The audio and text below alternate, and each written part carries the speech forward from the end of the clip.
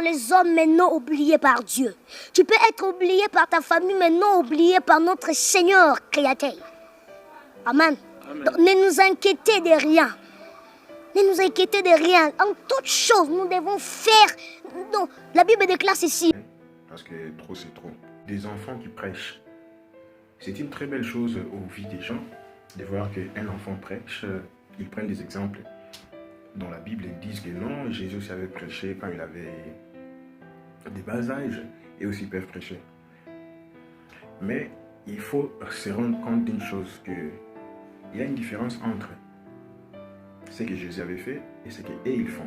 Et ils ont toute une église en train de prêcher et les grands sont là en train d'assister. Je veux dire, un homme ne peut pas être un dirigeant d'une église sans avoir son baptême. Maintenant, vous dites que non, les enfants là, ils prêchent. Est-ce qu'ils sont baptisés? Peut-être qu'ils sont baptisés. Si vous avez pris l'exemple de Jésus, Jésus a partagé la parole avec les vieux. Mais ce n'était pas les moments donnés pour qu'il puisse faire son travail. Il a eu son baptême plus tard, quand il a eu 30 ans, parce que c'était les moments exacts pour exercer son ministère. Est-ce que vous avez compris? Pourquoi je dis ça? Parce que quand vous faites cette comparaison, que oh non, Jésus avait prêché, faites la comparaison en total. Ne faites pas en particulier. Non, Jésus aussi, quand il était un enfant, ce n'était pas dans une assemblée qu'il a prêché. C'était avec des gens qu'il débattait. Et pour voir qu'il a eu son baptême plus tard, quand il a eu 30 ans. Mais vous, les enfants là qui prêchent, ils ont déjà eu leur baptême. C'est pas comme Jésus. Et ils ont eu le baptême et ils prêchent. Ils sont dans l'église. Même Moïse, il était un vieux parce qu'il a quitté l'Égypte quand il avait 40 ans. Mais il fallait une préparation pour qu'il puisse exercer son ministère. Donc, il lui a fallu encore 40 ans pour après exercer. Cela veut dire quoi? Il avait eu une expérience. Il n'était pas un nouveau converti. Donc, on doit toujours s'appuyer à quelque chose. Je vais lire dans le livre de Samuel. Parce que lui aussi, il était un enfant quand il a réussi, quand Dieu lui a appelé. Mais il n'a pas exercé son ministère quand il était petit.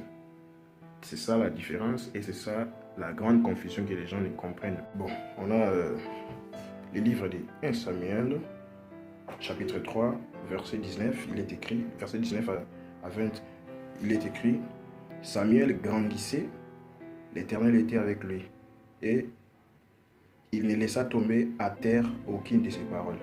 Tout Israël, depuis Dan jusqu'à Beth-Sheba, reconnut que Samuel était établi prophète de l'Éternel.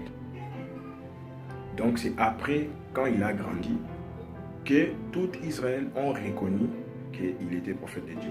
Donc tu dois être reconnu. C'est par expérience aussi. Parce qu'on ne va pas suivre un enfant. Donc on doit voir que non, c'est vraiment Dieu qui t'a choisi. Parce que ça prend du temps. Même Moïse, quand il a essayé de faire ça par lui-même, il a échoué. Donc, parce qu'il n'avait pas l'expérience. Ça devait être par expérience personnelle avec Dieu. Je ne crois pas qu'un enfant de 12 ans peut faire ça. On va encore voir.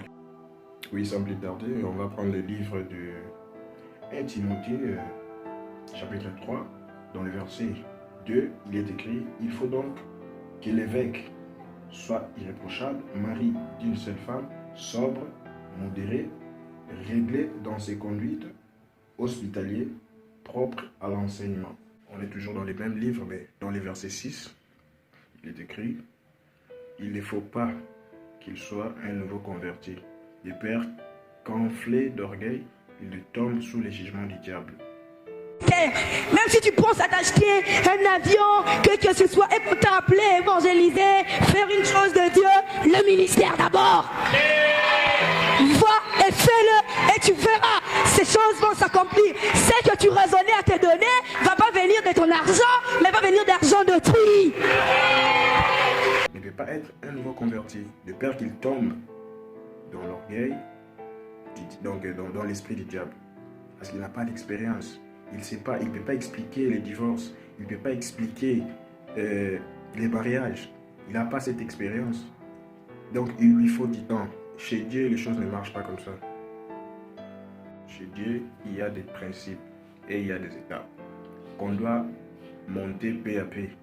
C'est ce qu'on appelle la statue d'un homme parfait. On ne peut pas avoir la foi et on saute on a directement la patience ou la piété. Non, on doit monter lentement par la foi, la vertu, la patience, la tempérance.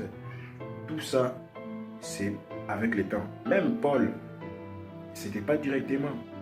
C'était après beaucoup de temps que Dieu nous a protégés pour que nous ne puissions pas être séduits avec le monde. Donc, celui qui n'est pas séduit ne pourra pas tomber à ça. Merci.